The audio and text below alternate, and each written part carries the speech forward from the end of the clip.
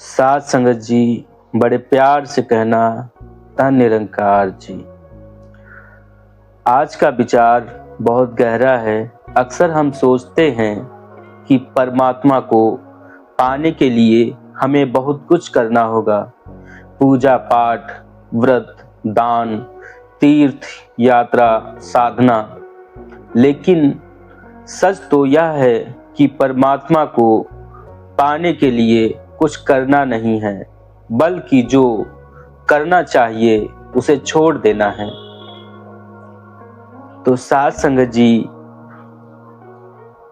एक पल के लिए सोचिए, अगर मैं आपसे कहूं कि आपको परमात्मा को पाने के लिए बहुत कुछ करना है, कठिन साधनाएं करनी है, मीलों की यात्रा करनी है, हजारों मंत्रों का जाप करना है, तो शायद यह काम आपको थोड़ा सा भारी लगेगा, थोड़ा मुश्किल लगेगा। शायद आप सोचेंगे कि यह मेरे बस की बात नहीं है।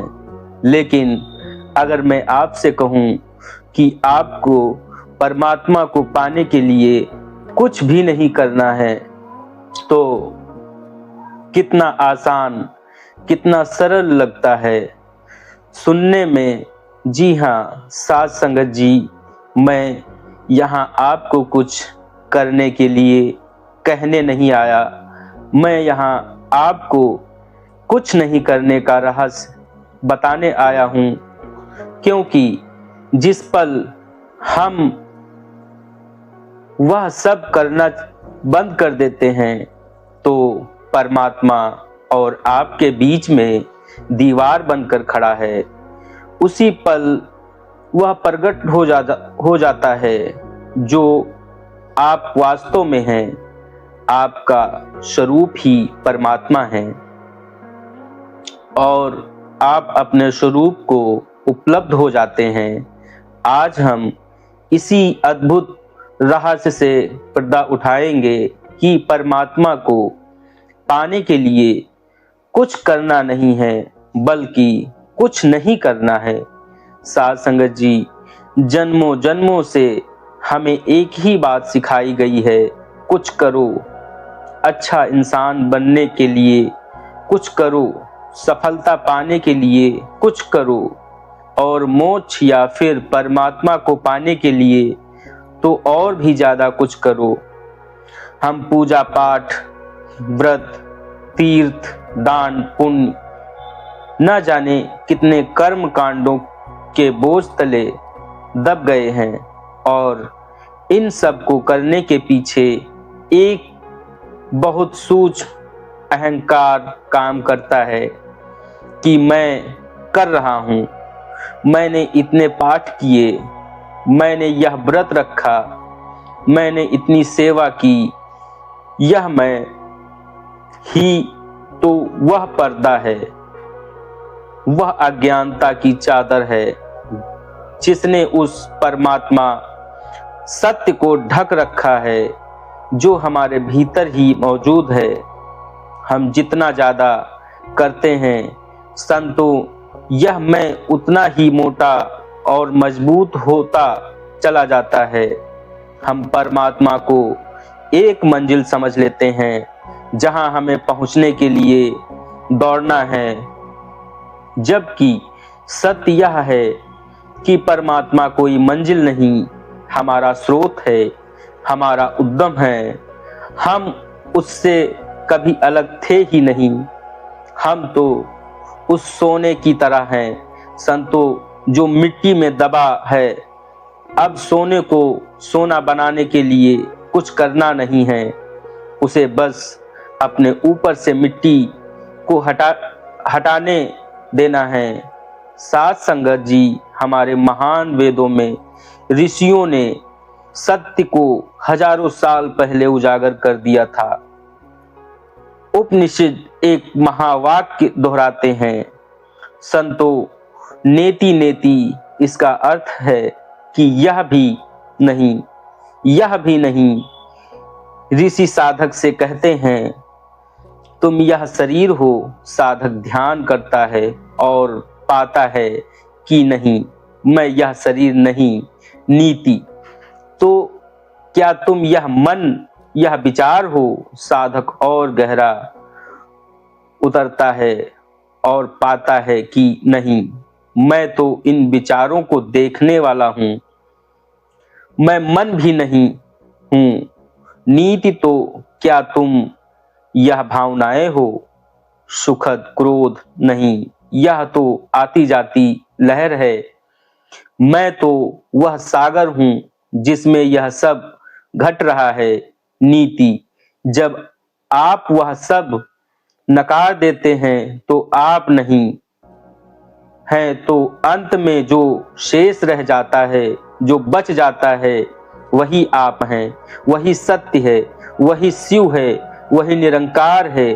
आपको उसे पाना नहीं है संतो, आपको केवल उस भ्रम को हटाना है जो आपने ओढ़ रखा है। साथ संगत जी, एक बहुत सुंदर कहानी है। एक गांव में एक महान मूर्तिकार रहता था। एक बार एक व्यक्ति ने उनसे पूछा, आप पत्थर के लिए एक बेजान टुकड़े से इतनी सुंदर, इतनी जीवंत भगवान की मूर्ति कैसे बना लेते हैं? इसका रहस्य क्या है? मूर्तिकार मुस्कुराया और बोला, रहस्य बड़ा सरल है, मैं कुछ भी नहीं बनाता। मूर्ति तो पहले से ही उस पत्थर के अंदर मौजूद होती है। मैं तो एक काम करता हूँ, उस पत्थर के फालतू हिस्से को छेनी हथौड़ी से हटा देता हूँ जो मूर्ति नहीं है। जैसे जैसे फालतू पत्थर हटाता जाता है, मूर्ति अपने आप प्रकट हो जाती है। आप सब वही सुंदर मूर्ति हैं संतो। शिव रूप स्वरूप है, निरंकार का अंश है, लेकिन जन्मों जन्मों से हमारे ऊपर भी अहंकार, माया, झूठ, निंदा, मोह, वासना जैसे कितने ही फालतू पत्थर की परतें जम गई हैं। तो कुछ नहीं करने का अर्थ असली होकर बैठ जाना नहीं है। कुछ नहीं करने का अर्थ है इन फालतू पत्थरों को अपने ऊपर से चढ़ने मत दो। जो परे चढ़ी हैं उन्हें धीरे धीरे उतारने दो। कुछ नहीं करना मतलब झूठ मत बोलो, निंदा मत करो, किसी का दिल मत दुखाओ, अहंकार मत करो, मोह और आसक्ति मत रखो, माया में मत फंसो, अधर्म मत करो। जो चीजें इस परमात्मा से दूर करती हैं, उन सभी चीजों को मत करो। आप बस यह नकारात्मक कर्म करना बंद कर दीजिए। आप चोरी करना छोड़ दीजिए। आपको ईमानदारी करनी नहीं पड़ेगी। ईमानदारी आपका स्वभाव है, वह प्रकट हो जाएगी। आप नफरत करना छोड़ दीजिए। प्रेम करना नहीं पड़ेगा। प्रेम आपका स्वभाव है, वह बहने लगेगा। जो साथ संगत यात्रा कुछ बनने की नहीं, बल्कि जो आप नहीं हैं उसे मिटाने की है। यह यात्रा कुछ पकड़ने की नहीं, बल्कि जो व्यर्थ पकड़ा हुआ है उसे छोड़ने की है। लेकिन साथ संगत यह छोड़ना कैसे है? इस ना करने की कला को जीवन में कैसे साधना है? और इस पूरी यात्रा में एक पूर्ण सद्गुरु की कृपा का क्या महत्व है? इन सभी गहरे प्रश्नों का पर हम विस्तार से चर्चा करते हैं। तो साथ संगत जी, अब तक हमने यह जाना कि परमात्मा को पाने के लिए हमें कुछ छोड़ना नहीं है, बल्कि सिर्फ घटाना है, उन परतों को हटाना है जिन्होंने हमारे असली स्वरूप, हमारे शिवत्व को ढक रखा है। लेकिन यहाँ एक स्वाभाविक प्रश्न उठता है, यह सब छोड़ना कैसे है? यह ना करना कैसे संभव है? मन तो आदतों का गुलाम है, क्रोध आ ही जाता है, चिंता हो जाती है, किसी के बारे में बुरा विचार मन में तैयार ही हो जाता है। हम कोशिश करके भी इन सब को कैसे बचें? यह तो करने से भी ज्यादा मुश्किल लगता है। साध संगत जी, इसका उत्तर बहुत ही सुंदर है, सरल है, बड़े ध्यान से सुनना। आप अपने मन को एक बगीचे की तरह समझिए। इस बगीचे में प्रेम, करुणा, आनंद, शक्ति के सुंदर फूल खिलते हैं की क्षमता है। यह इसका स्वभाव है, लेकिन साथ ही इसमें चिंता, नफरत, निंदा और अहंकार की खद पतवार भी उगती है। साध संगत, अब आप बताइए, एक माली फूल को उगाने के लिए क्या करता है? वह फूलों को खींचकर बड़ा नहीं करता, वह बस खरपतवार को हटाता है, जमीन को साफ रखता है और सही खाद पानी देता है। खरपतवार के हटते ही फूलों को खिलने की जगह अपने आप मिल जाती है। साथ संगत, कुछ नहीं करने का मतलब यही है कि आप अपने मन के बगीचे में खरपतवार को पानी देना बंद कर दीजिए। आप चिंता करते हैं, यह एक खरपतवार है। जब भी एक भविष्य की कल्पना करके परेशान होते हैं, आप इस खरपतवार को पानी दे रहे होते हैं। आप किसी की निंदा करते हैं, यह एक खरपतवार है।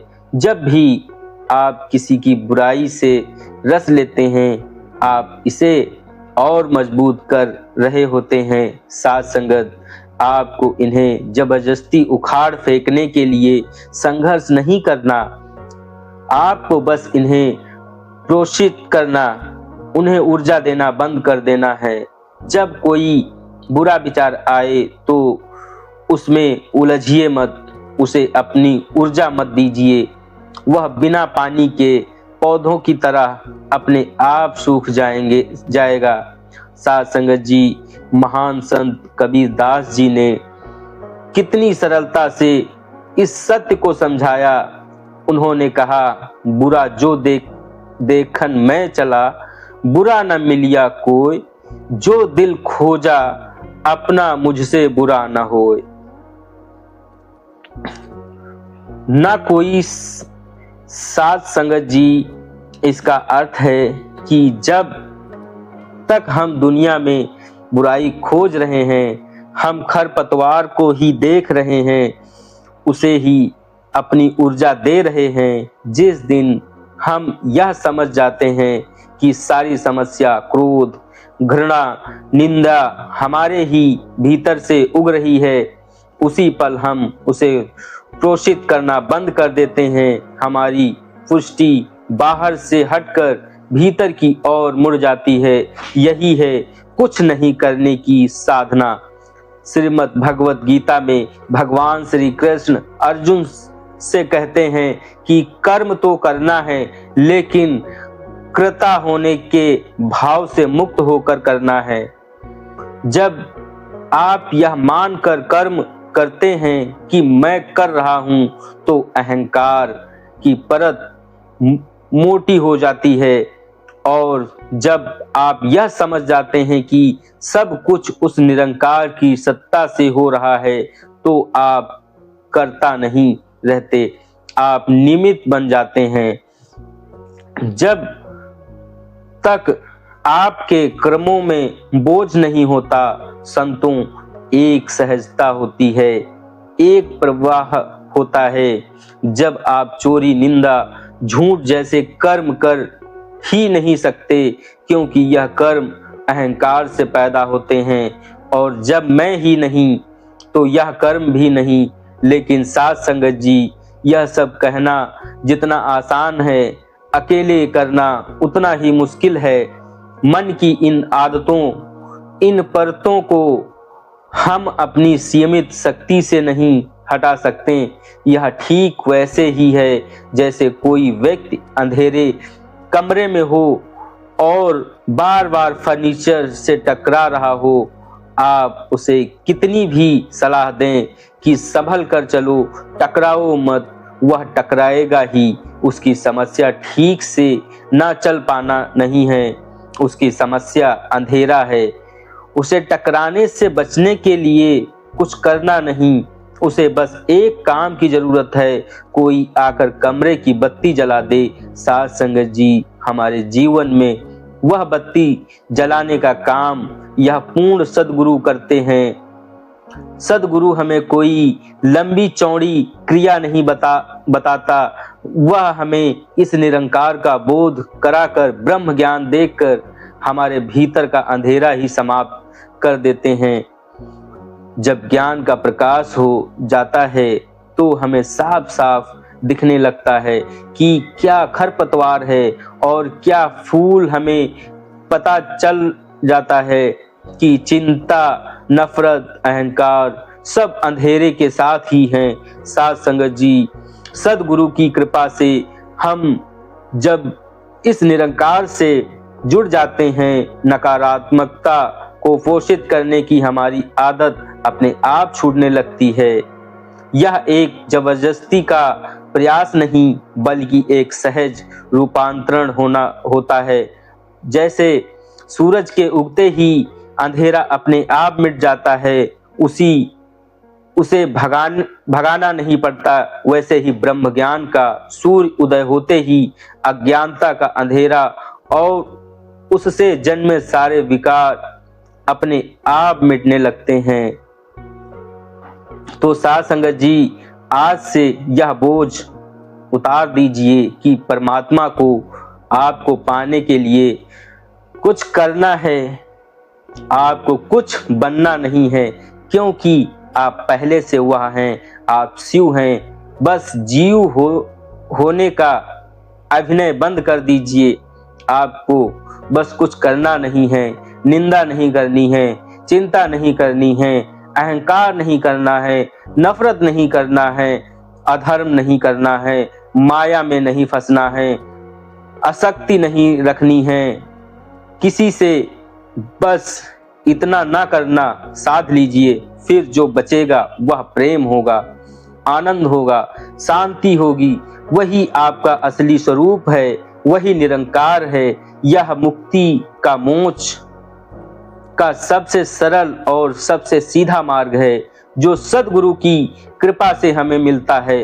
अपने स्वरूप में स्थित हो जाइए, संतो यात्रा पूरी हो जाएगी। इसलिए परमात्मा को पाने के लिए कुछ करना नहीं है, बल्कि कुछ नहीं करना है। साध संगत जी, दास बड़ा अज्ञानी है, कुछ भी बोलता है। अगर आपके चरणों के इस दास से कहने में कोई त्रुटि हुई हो तो इस दास को क्षमा कर देना, बड़े प्यार से कहना। धन्य निरंकार जी।